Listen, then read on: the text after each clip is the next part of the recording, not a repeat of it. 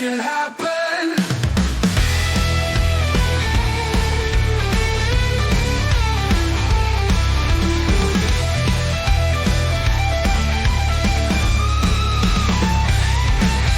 Welcome to What's the Worst That Could Happen Property Podcast with Dave and Charlotte.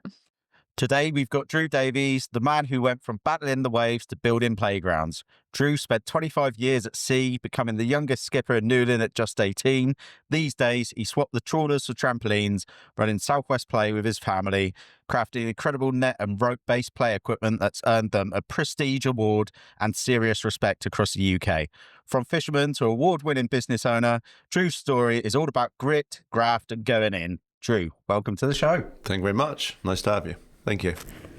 You spent 25 years fishing. I did, yes. What made you hang up the oilskins and dive into building playgrounds? 25 years of fishing.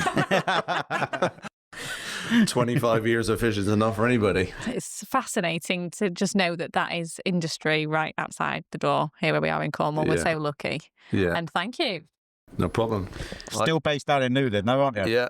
Yep, still there. Yeah, my father had the building before us. It used to be a cannery, Shiphams. They used to can mackerel there and send it away. Right.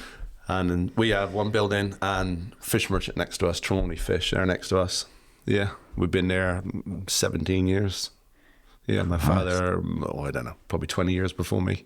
Did you know when you were at school that you wanted to be a fisherman? Yeah. Yeah. Okay. It was like a passion. Yeah.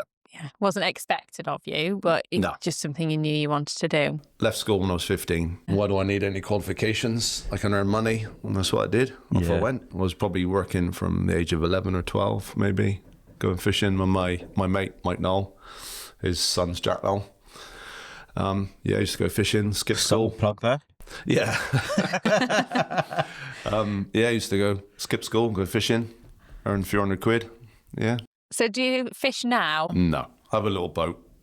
Go out, me and the wife sit at the back of St Michael's Mount, take a couple of bottles of Corona and a bottle of Prosecco and put your feet up and go for a swim. Nice. Yeah. That's it. Because, I mean, it's fishing from an industry perspective to catch. Yeah. The mass that you do is so different to just popping out with a fishing rod, standing on a beach. It's hard life. Yeah. Hard life. Bodies, knees are aching, backs aching, arthritis. The weather. Yeah, the weather. Yeah. But I got mates that are still doing it now, doing very well. Yeah. Hats off to them. I couldn't do it. Yeah. Fuck that. I just had enough, had enough. Needed a change. So that I don't hold on to this question, wanting to ask it for the whole period of the podcast. Shanties? Singing? No. No. A few rugby songs and football songs, that's about it. No. So you must sing a lot of Arsenal songs then. Yeah, they're right on the top of my repertoire there. Drew supports Man United, which is, he almost didn't make it here today because I didn't really want him in the room with us, but there was nobody else left. For the benefit of those of you that are listening, he's wearing socks and has a phone case to support Man United. Much to Dave's distaste. Do you know, it could be worse. And Drew's son supports Tottenham, which should be worse. Criminal, really, shouldn't it? But he was a Man United supporter to begin with. Well, I prefer that. Yeah. He's a Gareth Bale supporter, put it that way. Let's get back to the curiosities of Southwest Play. So you've done work with Disney, right? Yep. Pirates of the Caribbean films. Yep. That's incredible. How have you gone about that collaboration of being a Cornish fisherman now to collaborating with one of the biggest brands on the planet? If I'm honest, probably by mistake. Probably any work we've ever had or anything that's ever come to us, we've always gone, I'd do that, yeah. And then I'll go, fuck. I'll go, shit, right, okay. And now I've got to try and figure this out, I'm in more than once. And that's been sort of our sort of, I don't know, go-to. We just, we'll figure that out. We'll do that, and that's just the way it's done. Sometimes we've done quite well, and sometimes we've not done quite well. And people around me, namely my wife, are like, we didn't want to be doing this. We just lost $5,000 on that job. I'm like, it'll be all right. We'll just get another one, and it'll be all right. And we'll make 10 on that one, and it'll be all right. And she's just like, no. What is it that drives you with that? Is it the adrenaline seeking or doing something different and the legacy of it? Or is it the the money. Like, I got a mortgage to pay. yeah. So that's obviously a key driver. I like the quirkiness. I like the difference of it, and I think a lot of that comes from being a fisherman or ex-fisherman, being different to not everybody else, but just having your own, right, I'm in command of this, I'm doing this way. If it happens, shit happens. You just go, okay, it is what it is. I think it's just that drive. And I've been doing it now 17 years, and it does get a little bit tedious from time to time, to say the least. But it's just that sort of, oh, you don't quite know what we're going to do today. And exactly, walked in, obviously didn't have a clue what was going to happen today. I got 4 emails from different customers. Someone wants to know if we can do something for a Ninja Warrior course. Someone knows if we can do someone else. Someone wants something basic doing, so it's just a bit quirky, I think. And it's all nets or things made with nets. Anything imaginable with a bit of rope, net, we can do it or have done it. Yeah. Is there anything you've had as an inquiry that you've gone, oh, actually, I think that was a stretch too far? Yeah. Hundreds and hundreds. So we had a phone call one evening, or I did, from a theming company. So I want these nets making. No problem. Yeah, all right. When do you need them? Need them in a couple of days. All right, how many do you need? Need 106. I'm like, right, okay, shit. That's a bit of work. So glass fishing float, the old Spanish glass fishing float, and they wanted a net to go around it. And we had to hand make the net. So I went and saw a couple of old ex-fishermen and said, because you've got to make it by hand. I know skills are sort of slowly disappearing. So can you make some of these? Yeah, not a problem. So we get 3 glass balls turn up, this courier overnight, and we had the weekend to make it, and we had to make 160 of them. So I did some, someone else did, paid them a bit of cash, and off they went, happy as Larry. One allowed to know where they were going. There was 160 of these, and they went to Tenerife. And we found out, picture in the Times, it was Sir Nat's Rothschild's 40th birthday party. And all these glass balls were hung up above these tables. And on the tables was the cast of Fast and Furious sat there.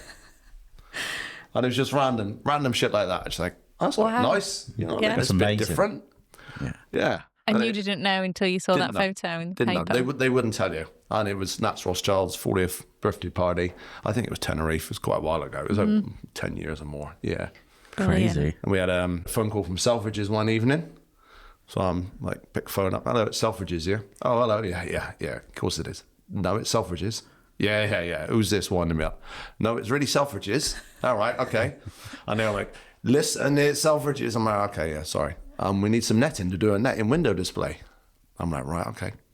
I just random stuff like that just comes from nowhere, and I don't know how, I don't know why, but I'm just glad it comes, because that's just quirky. Same with the Pirates of the Caribbean and, stuff like that. It's just random. I think that's what still gives me the drive now, You must be so proud as well. I mean, those sort of movies and films. It's remarkable. And you've been the hero for somebody who's been going, I need to make this happen. Somebody's scratching their head thinking, I need to make this happen. Where can I get that? I can't get it on Amazon. And where do I go to make this happen? And they've got in touch with you, rang you while you're having your stargazy pie, and you've been able to say, I can do it. And it's like, not being afraid of it, it's just going, yeah, I'll have a crack at that. Exactly. What's the worst that can happen? Yeah. You know what I mean? Yeah. Excuse the pun. And sometimes you go, oh shit. And other times you just got to figure it out, you know? Yeah. It would be boring if we let's just make ropes all day long and keep everything the same. It'd be a bit boring. So yeah. I find your approach to it just really, I just love the honesty. Yeah. It's great. Do you ever portray that to the client, the customer that's ringing? No. You just go, it's with utmost confidence. Yes, of course we can. Yeah. They'll go, yeah, can you do this? Yeah, no problem at all. And I'll maybe, if it's like really difficult, I'll maybe go, okay, maybe a couple of pitfalls here and there, but I'm sure we can figure it out. And they're like, yeah, fine. And then that's off it goes. They just push it onto you, and that's it, done, So, yeah. Do you see yourself as a creative problem solver? I like to think so, yes.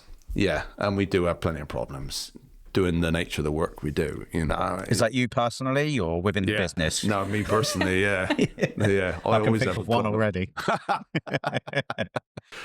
But it's that world outside of the norm, the everyday stuff. It's those little bits that are just like, wow, it's a bit strange, it's a bit weird, you know? Why are you asking us to do it? Well, because A, there's not that many other people that can do it. B, we're going, yeah, I'll have a crack at that. You know, I'll have a crack at that. Yeah, let's go for it. And, you know, see what happens. Yeah. So a lot of people see a playground and think it's fun for kids, but there's some serious engineering and design behind it, isn't there? Yeah. How much of your work ties into the construction world, like working with builders, developers, architects? So we are a net maker. So our last sort of design household project we did for Woodford Architecture and Marnick Builders down in Mousehole. Massive overhaul. Was on the far end of Mousehole where the other small car park is. I think Marnick Builders there, I don't know, a year and a half maybe, massive refurb. And they wanted some net as a balustrade because there was not a lot of light in the room and the architect didn't want, you know, a normal balustrade. So we put this netting up. And because the old rafters were there, it was very, very tricky to have this net sat in vertically on the floor and on these rafters, and they'd already plastered all the ceiling and done all that. And then we got to come in, and you're there, and there's 10 days of bent carpet on the floor, and they've put this fantastic plaster up, and you're like, okay, we need to screw through now and drill through this. And they're like, oh my God. Whereas the rafters, like, well, I think they're about every 6-8 inches. Well, which one is it? You know? So There's a big difference. Yeah, definitely. Yeah. We do a lot of that. And we do a lot in Notting Hill. We do a lot of mezzanine nets. We've been to Malta, put a net in a office building there just to lounge on, to sit on. So all that comes from the architect or the designer who has this random idea. I think, okay, look, a nice net for people to sit in and lie in and just eat their lunch would be lovely there. Who do we contact? And they do a Google search and come up with us, yeah. Southwest Play. I think the charm of the fact that the net comes from Cornwall, because you say there's not many people doing it. I know from previous conversation there is somebody, you know, there are a place or two to go. Yeah. But the fact that you can actually have the net made in Cornwall from a retired fisherman with that background is really endearing, and I think adds to the charm of it. So if you're going to do it right. Yeah, and it gives you a sense of pride as well, you know, and you think some of these projects that we've done are huge projects, you know, they're out there for everybody to see. Oh, you've got a little niche in that, you know, it's quite nice. We did one on the Utopia of the Seas, which is owned by the Royal Caribbean, and we was putting a whole playground on the stern, which is the back of the ship. We travelled to France, me and 2 guys, spent 10 days there in France putting all these nets up, and we've had some swings on the largest cruise ship, and that was on the TV, and we saw the swings. That's quite nice, you know? Gives you a sense of, well, that's quite nice. That. Yeah. Are you like one of those typical builders then? Like, I'll drive around with my kids and I'll be like, I built that. See that? They're like, for fuck's sake, Dad. Yeah. You've told us this a million times. Yeah. I'm sick of it. Yeah. I bet you do that. But all you've got so to do is stick on the TV. They're a bit bigger. they're 28 now and in their 30s with the grandchildren now. So you can take them to the playground. Yeah. And I'll be like, that's not right. Look at that. Yeah, this needs fixing. Yeah. Snagging. Yeah, a bit of a train spotter on that side of things. Yeah. You can't help it when you've got that attention to detail, which obviously you have, to be noticing when things aren't quite how they should be. Do you do like maintenance of the nets and you get called back to places? So we do a lot of work in London. One of our biggest projects was the Olympic Park back in 2013, I think it was. There's a massive player there, and that was quite good for us because we beat off competition from French companies and German companies, and they picked us to do it. The architect picked us, and we were back there last year to replace the nets. And there's also maybe a few hundred yards from the velodrome was a big 25-metre bridge, and we put that up as well. We just give that a refurb this year. So, yeah. Amazing. That's quite nice. Did you make the net in a very wonderful specific garden that may be or may not be lost in? Yes, Lost Garden Halligan, yes. You did? Did that. Eden Project, Halligan, So the rope bridge that so many people have taken selfies on, photos of the kids. It's obviously on a lot of their marketing. Yes. You made that? Yeah. You'll see it on the doors as you come out of Newquay Airport. Yes, you do. Yeah. So that's quite good. We're going back in April this year to give it a refurb because the floors will I shouldn't say this, if you're walking across it, it's safe. But the floor just needs renewing because they have such a footfall there. Yeah. How did you install that net? Because for anybody that's never been to the Lost Gardens of Callaghan, this is a net forming a bridge from one side of a jungle valley. Yeah. And it does feel very jungle-like when you're in there with all the bamboo and the beautiful plants. So how did you make that? Because it's high. It certainly looks it. So what we did, it was myself, my son Joe, and foreman Darren. So you can get a vehicle down there because it's a footpath. So we put it on a pallet. It's 33 metres long and probably weighs 1.5 tons. So it was us three and the guys from Halligan, about 12 of us, put on a pallet, lifted out with a tractor. He got as far as he could and a bit of Cornish muscle. And we pallet trucked it all the way to the end. We connected one end and rolled it down the hill, connected a winch and pulled it back up the other side. Oh. And that was it. And then we have the ability to alter it and tension it. So then we spent a couple of days just fiddling around with it, getting it to sit right, getting it to sit level. Definitely didn't throw it from one side to the other then. No. No. But the way they measured it, and Andy, one of the managers there, he actually had a bow and arrow, shot it across the other side and measure it. Someone's across the other side, held that piece of string, held this. Yeah, that's about 33 metres. Yeah, that'll do. Yeah, because of course you've got to get the right element of the swag, you know, I don't know if that's the sag in it has got to be right. Yeah, so that's why we've invested heavily in portable equipment that we can alter nets and take the nets on site. So we can fix one end, winch up the other end, get our measurements correct, and then finish it off. Yeah. All right, no, that's really fascinating. Yeah, that is. Yeah. So what's the secret behind the success then? Is it the team, the craft, or just pure Cornish stubbornness? Yeah, Cornish stubbornness. I thought you might say that. Yeah, we've grown from when we first started. We had one chap. It was me and the wife, and I'll be honest, I walked in and I didn't have a clue what I was doing. Never sent an email before. Didn't have a Scooby. I absolutely clueless. My old man was living there then. My old man, he was running a chandelier, and he was selling a bit of playground equipment. But, you know, not a great deal. He was pushing more on safety nets. You'll see hung underneath a roof for the roofers to fall on. That was his bread and butter. And he was importing fishing nets from China. He would sell them. And I said, like, I've had enough. The old man was going to retire. And I was up in court with the fishing. We'd been selling fish illegally because there was no quota. We got bank payments to pay. So I got done in court, ended up paying an £8,000 fine. So on and so on. So I thought, stuff this, I've had enough of this. When was this? How long ago? Oh, late 30s. I'm 57 now. So. 1930s, was that? 27 years ago. Yeah. Wow. Yeah. £8,000. A lot of money. Yeah, it was ourselves, 7 or 8 other boat owners. Yeah, it was. You need to make a living, you know. You can't stop catching it. You weren't allowed to give it away. You had to throw it in the sea, stuff it, we'll land it, and take a bit of cash for it, and put the cash in the bank and pay the bills because you had to, you know. Imagine if someone said to you, Dave, right, can only sell one window a day because you're on a quota. There's too many windows being sold. You'd be like, what? Yeah. How can I survive, you know? And for me, that was a lot of it. That's a lot like, I've had enough of this, you know, it's just too much jurisdiction, you know, it's too much of everything. And that was it. Walked in there and never had a clue what I was doing. I just sat there and thought, what the fuck am I doing in here? Here's a computer. I'm like, right. Okay, now what do I do? Was your dad using the computer? No. Okay. No. Yes, but I mean, yeah, it was a little bit like, this is what you do, this, and then a week later he was gone. And that was it. Sink or swim through, and that was it. And then me and Emma were in our early stages of being together. We've got 5 children between us. She got 3 from previous relationship. I've got 2, and we was been together about a couple of years. And I said, I've had enough. We're going to see, and walked in there, and then she come and joined me. And yeah, fast forward to today, we got 11 staff now, and we have been as far as Bangkok for work. Wow. Yeah, and Land's End. So, yeah. And you can send emails now? Yeah, and I can send an email now. And it's got spell check on it as well, so I'm all good.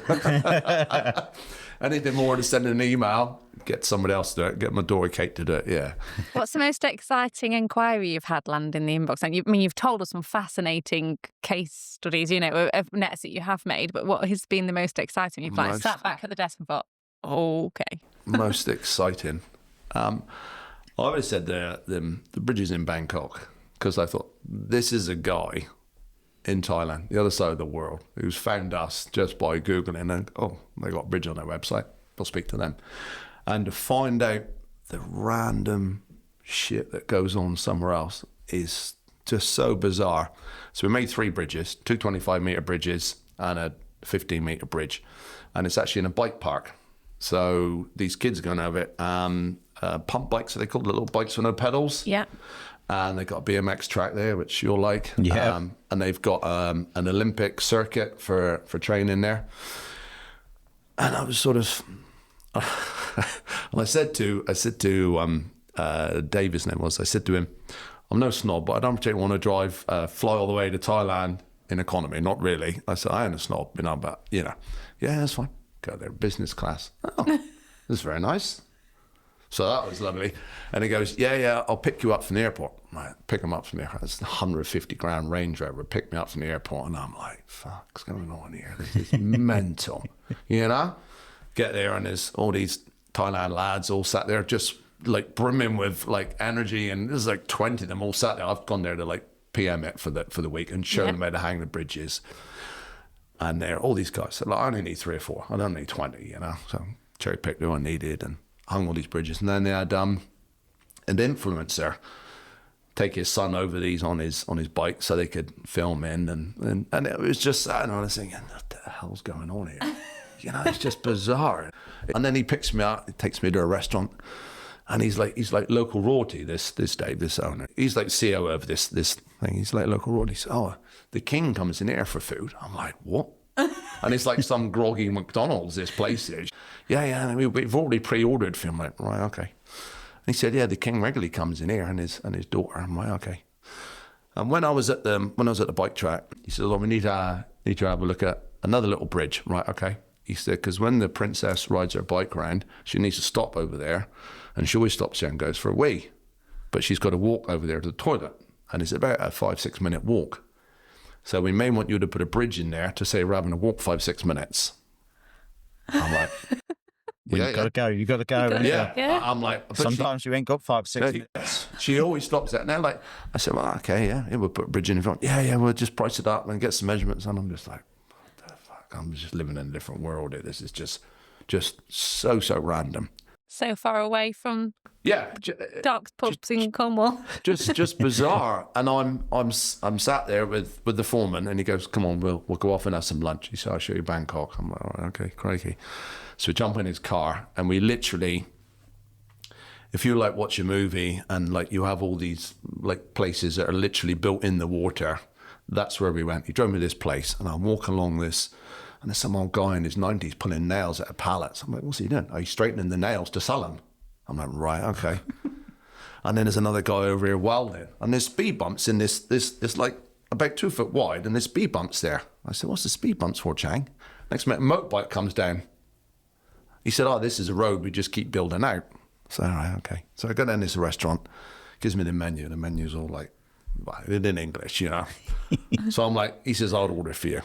I said, what are you ordering? We'll have some soup. Right. So brings out soup, comes out with these chopsticks. I'm like, fuck, how am I supposed to eat soup with chopsticks? But it's got noodles and all sorts in it, So he says to matey behind the counter, goes, shouts something at him in Thailand.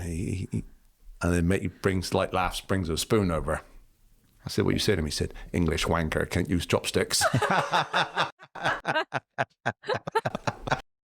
And they're like, everyone in there, no one's English apart from me. And they're all just like laughing and looking at me and then just, Like soup with chopsticks, that's pretty impossible. I just need to pick it up and drink it. He was there with his chopsticks and noodles and just sipping it. And I'm like, I need a spoon, Chang. Yeah, too right. And he's like, English wanker, I can't use chopsticks. And the chef was like, yeah. He had a great time then. Yeah, it was an eye-opener. It just...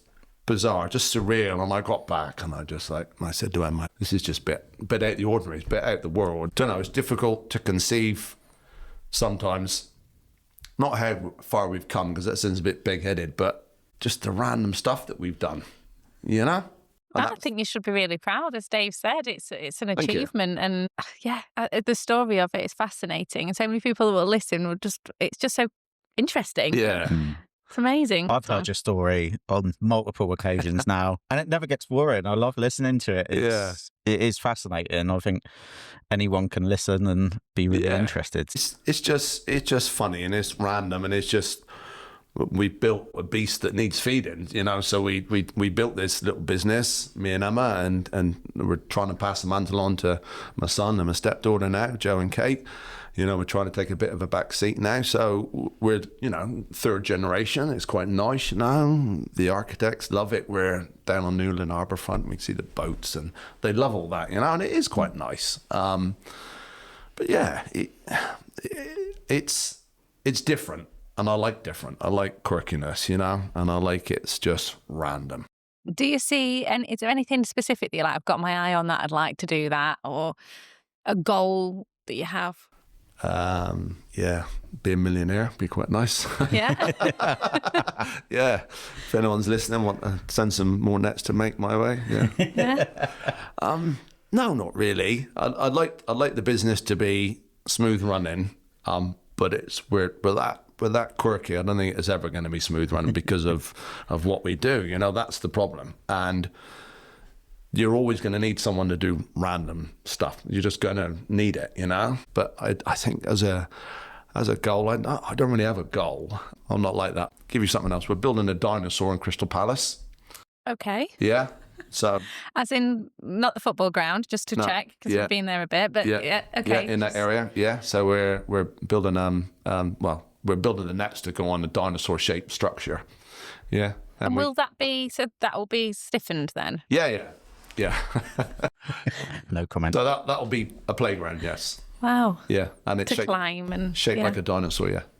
That's Some really cool. architect or dare I say designer have gone, let's build a dinosaur, here's a picture, and then they pass it on to somebody else to figure out how it's achievable. And do you do that then? Do you go, right, okay, this is the shape, the size, the meterage, like? No. So we get sent some drawings, and they'll go, yeah, I need your price for this, and go, okay, X amount.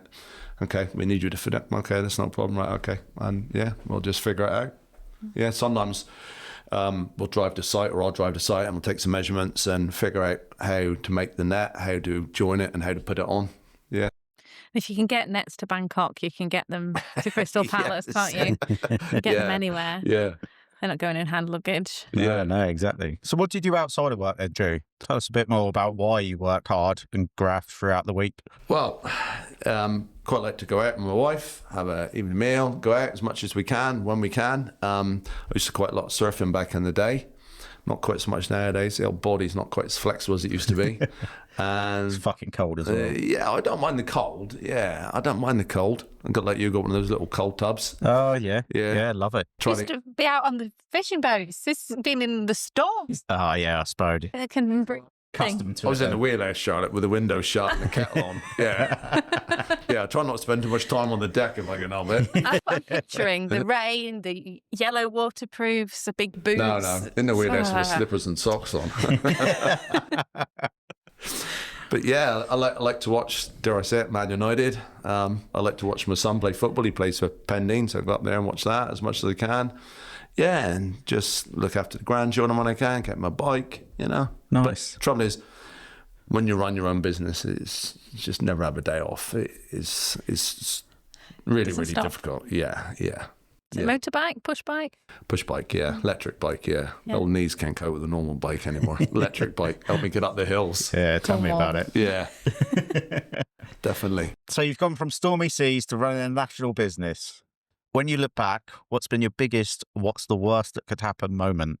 My biggest? Getting to Bangkok and find out you've been given the wrong measurements, I suppose. Oh, God. Okay. So we did a job in Barnsley the other day and made all this stuff as per the measurements. And we got there and measured between these two towers, and it should have been 3.4. It was actually 3 meters, and everything we'd made was at 3.4. So you either do one of two things. You either alter it, and we had the capability to alter it because you had equipment. But you're not doing it for free because it ain't your fault. So you then got to phone the client and go, you've given me the wrong measurements. And so that's probably what's the worst can happen. You get the wrong measurements and you go to site and something's not ready, or, you know, you've been given the wrong information, or it's just mayhem on site, you know. But that happens. You just got to deal with it. Yeah. Yeah. Obviously, if something's made too long, you can make it shorter. I assume that's quite easy. Yeah. Can you lengthen? Yeah. Okay, so you can do both. How do you do that? Because my wife's been asking this. Apologies. David forgot where I was for a moment. If you come to the store, Dave, I'll put your rope in the press and I'll show you to lengthen it. Right, okay. Noted. Is there anything exciting coming up that you want to share with the listeners or sing about? Well, maybe the dinosaur in Crystal Palace. Yeah, we're doing a nice local job in Mousehole School soon. That's quite nice. We're going through Keir and Glanville's. That's got its own struggles because obviously they're huge, big companies and they don't really understand the playground world. So that's got its own struggles. So that's happening 24th of November.